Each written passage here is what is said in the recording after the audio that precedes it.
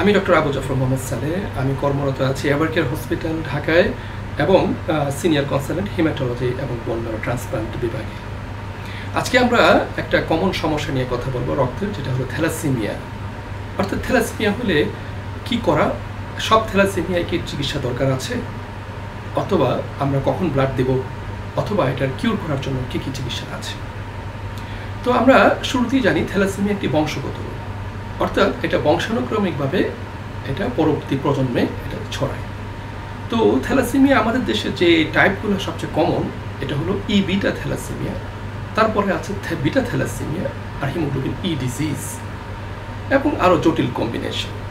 তো এই যে কথাগুলো বললাম, এগুলো অ্যাকচুয়ালি হইলে কি আতঙ্কগ্রস্ত হওয়ার মতো কিছু আছে? না। আমাদের দেশের যদি আমরা দেখি WHO হিসাব অনুযায়ী প্রায় 7% পপুলেশন এই থ্যালাসেমিয়ার জীবাণু বহন করছে। এটা বিভিন্ন কম্বিনেশনে হতে পারে।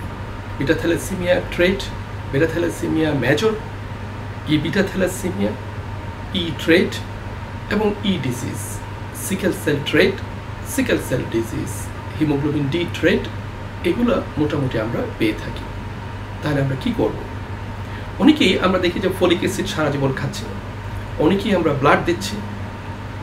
তো অ্যাকচুয়ালি থ্যালাসেমিয়া যদি কেরিয়ার হয়, যদি বিটা থ্যালাসেমিয়া কেরিয়ার হয় বা যেটাকে আমরা ট্রেট বলি, অথবা থ্যালাসেমিয়া মাইনর বলি, যদি হিমোগ্লোবিন ই ট্রেট হয়, যদি হিমোগ্লোবিন ই ডিজিজ হয়, যদি হিমোগ্লোবিন ডি ট্রেট হয়, এগুলো কোনোটারই কোনো চিকিৎসার প্রয়োজন হয় না।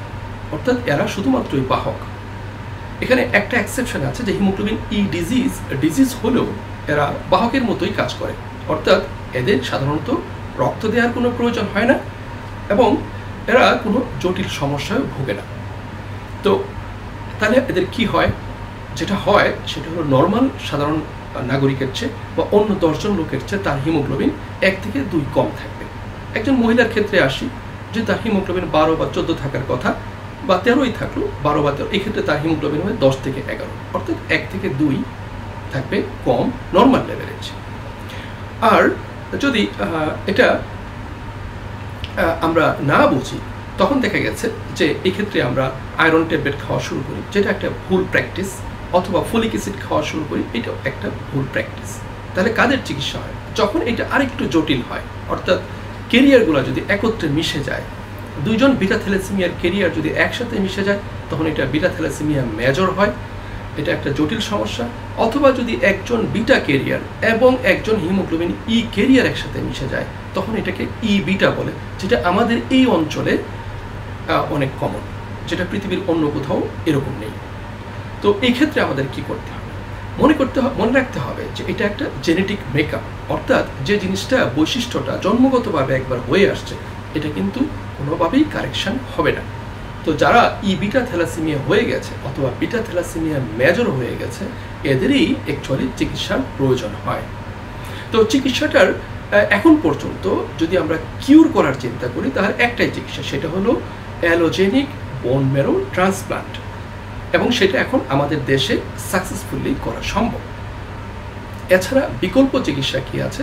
বিকল্প চিকিৎসা রক্ত দেয়া, এবং আমরা করি কি যে হোল ব্লাড দিই, অনেক ক্ষেত্রে রক্তের জাস্ট ব্যাগ ঝুলিয়ে রাখি, নিচের লাল অংশটা দিয়ে দিই।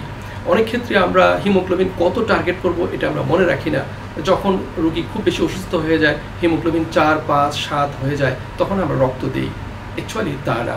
ব্লাড ট্রান্সফিউশন যদি কাউকে দিতে হয়, যেটা মানুষের নর্মাল বৃদ্ধিকে ঠিক রাখবে, তার চালচলন, তার দৈনন্দিন জীবন, তার গ্রোথ সবগুলোকে সঠিক রাখবে, সেই ক্ষেত্রে একটা ডেফিনিট হিমোগ্লোবিন লেভেলকে মেনটেন করতে হয়, যেটা একজন হিমাটোলজিস্টই খুব ভালোভাবে এটা করতে পারেন। সেটা অনেক ব্যয়বহুল এবং সেটা আনলিমিটেড টাইম পর্যন্ত করে যেতে হয় সারা জীবন। এবং যতই আমরা ভালোভাবে ব্লাড ট্রান্সফিউশন করি না কেন, একটা সময় দেখা যাবে যে রোগীর শরীরে তার আয়রন অনেক বেশি জমা হচ্ছে, তার অর্গানগুলো আস্তে আস্তে কলাপস করে, যেটা লিভার, হার্ট, কিডনি, এগুলো ড্যামেজ হয়, বোন ম্যারো ফেল করে, তার ব্লাড বোন ম্যারো ছাড়াও অন্য জায়গায় তৈরি হয়, স্প্লিনটা অনেক বড় হয়ে যায়, লিভারটা বড় হয়ে যায়, এবং আলটিমেটলি তারা খুব খারাপ অবস্থার দিকে চলে যায়। আর এদের অনেকেই দেখা গেছে যে একটু জন্ডিস থাকে, জন্ডিসটা কেন হয়? রক্ত এটা লিভারের জন্ডিস নয়, মনে রাখতে হবে। এই জন্ডিসটা হলো যে রক্ত যে অধিক হারে ভেঙে যাচ্ছে, নর্মাল একজন মানুষের চেয়ে তার রক্তটা একটু বেশি হারে ভাঙে, ফলে বিলিরুবিনটা বেড়ে যায়। কিন্তু আমরা দেখব যে লিভার এনজাইমগুলা SGPT SGOT এগুলো ঠিক থাকে, ফলে এটা নিয়ে আতঙ্কগ্রস্ত হওয়ার কিছু নেই। আমাদের নর্মাল যারা আছি তাদের কি বিলিরুবিন থাকে না? অবশ্যই থাকে, 0.8 থেকে 1.2 পর্যন্ত, তার মানে এটা নর্মাল লেভেলে আছে। আর যারা থ্যালাসেমিয়া থাকে এদের লেভেলটা যেহেতু লোহিত কণিকা ভাঙার হারটা একটু বেশি, 2 থেকে 3 গুণ বেশি, অনেক সময় 10 গুণ বেশি থাকে, সেক্ষেত্রে বিলিরুবিনটা 2, 3, 4 এইভাবে বেশি থাকে। তো এটা নিয়ে কিছু করার প্রয়োজন নেই।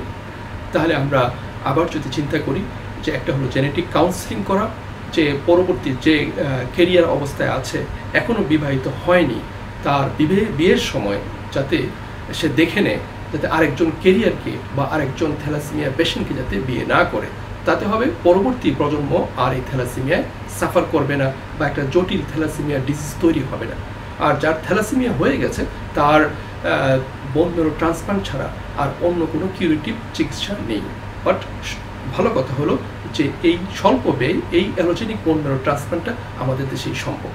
এবং যদি কারো ডোনার না থাকে, ভাই বোন সবাই কেরিয়ার থাকে, তাহলে আমরা হ্যাপ্লো ট্রান্সপ্লান্টও করতে পারি, অর্থাৎ অর্ধেক ম্যাচ হলেই আমরা এই ট্রান্সপ্লান্টটা করতে পারি।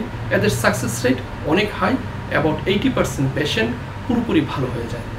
এটা অনেক আশার কথা। এবং আমার মনে হয় যে যারা থ্যালাসেমিয়াতে ভুগছেন, অনেক মনের কষ্টে আছেন, টেনশনে আছেন, তাদের আর টেনশন করার কোনো প্রয়োজন নেই।